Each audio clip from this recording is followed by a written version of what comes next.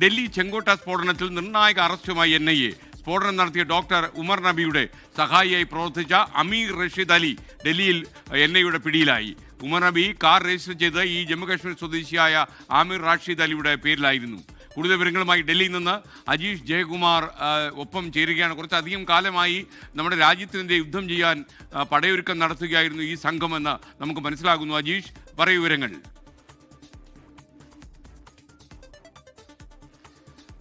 ഈ കേസിൽ നിർണായകമായിട്ടുള്ള ഒരു അറസ്റ്റാണ് ഇപ്പോൾ NIA നടത്തിയിരിക്കുന്നത്. ഈ അന്വേഷണം ഏറ്റെടുത്തതിന് ശേഷം NIAയുടെ ഭാഗത്തു നിന്നുണ്ടാകുന്ന ആദ്യത്തെ അറസ്റ്റാണിത്. നേരത്തെ ഈ ചില ഡോക്ടർമാരെയൊക്കെ ചോദ്യം ചെയ്ത് കസ്റ്റഡിയിലെടുത്തിരുന്നെങ്കിലും അറസ്റ്റ് രേഖപ്പെടുത്തിയിരുന്നില്ല. അതിന് മുമ്പാണ്, ഈ സ്ഫോടനത്തിന് മുമ്പാണ് 3 ഡോക്ടർമാർ അറസ്റ്റിലായത്. എന്തായാലും ഈ കേസ് അന്വേഷണം ഏറ്റെടുത്തതിന് ശേഷമുള്ള ആദ്യ അറസ്റ്റ് നടത്തിയിരിക്കുന്നത് ജമ്മു കശ്മീർ സ്വദേശിയായിട്ടുള്ള അമീർ റാഷിദ് അലി എന്ന ആളെയാണ്. ഇയാളെ ഡൽഹിയിൽ നിന്നാണ് NIA സംഘം പിടികൂടിയത്.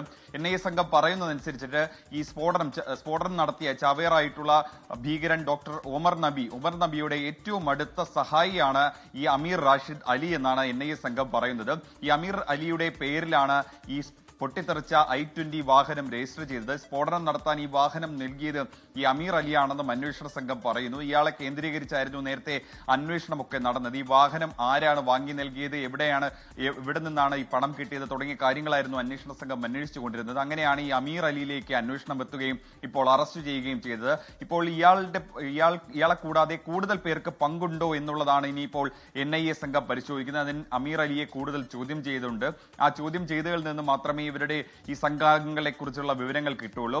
മാത്രമല്ല ഈ 4 കാറുകൾ ഈ സ്ഫോടനത്തിന് മുന്നോടിയായിട്ട് ഇവർ വാങ്ങിയതായിട്ട് പറഞ്ഞിരുന്നു. I-20 കാർ, പൊട്ടിത്തെറിച്ച I-20 കാർ കൂടാതെ ഒരു ചുവന്ന എക്കോ സ്പോർട്ട് കാർ, ആ കാർ നേരത്തെ തന്നെ ഫരീദാബാദിൽ നിന്ന് കണ്ടെത്തിയിരുന്നു. കൂടാതെ ഒരു ബ്രസ കാറും ഒരു സ്വിഫ്റ്റ് ഡിസയർ കാറുമായിരുന്നു.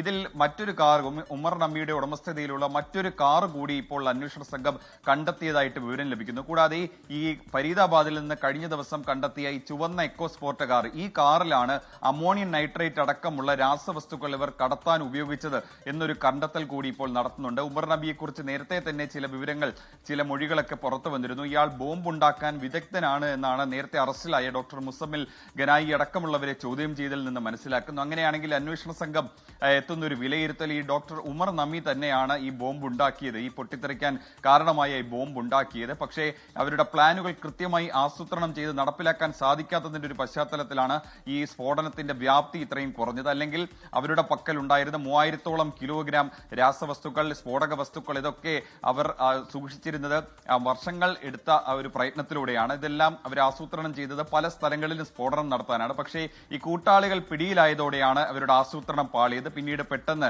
ഈ സ്ഫോടക വസ്തുക്കൾ നിറച്ച കാറുമായി ഡോക്ടർ ഉമർ നബി സ്വന്തം ചാവേറാകാൻ വേണ്ടി ഇറങ്ങി പുറപ്പെട്ടു എന്നുള്ളൊരു നിഗമനത്തിലാണ് അന്വേഷണ സംഘം ഇപ്പോൾ എത്തി നിൽക്കുന്നത്. ലോകത്തെവിടെയായാലും ഏത് സമയത്തും 24 വാർത്തകളും ഓഗ്മെന്റഡ് റിയാലിറ്റി പാക്കേജുകളും എക്സ്പ്ലെയിനറുകളും വിശദമായി കാണാൻ ഞങ്ങളുടെ YouTube ചാനൽ നിങ്ങൾക്ക് സബ്സ്ക്രൈബ് ചെയ്യാം.